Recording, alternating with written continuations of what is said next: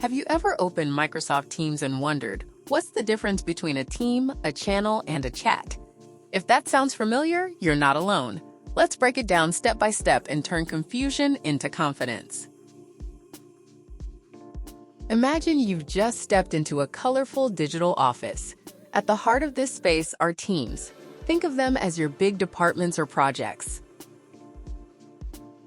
Each team is its own workspace, created for a specific group, like your whole company, a department, or a project crew. Everyone in a team can see what's going on, share updates, and work together toward a common goal.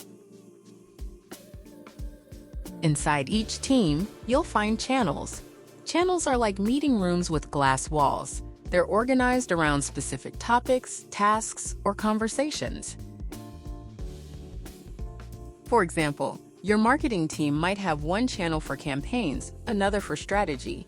Channels help keep discussions focused, so the right information is always in the right place.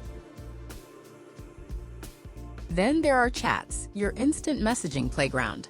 Chats let you have quick, private conversations, one-on-one or with a smaller group.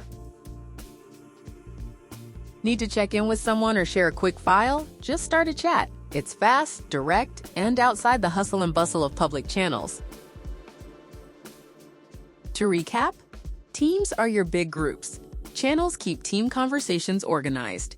Chats are for your quick side talks.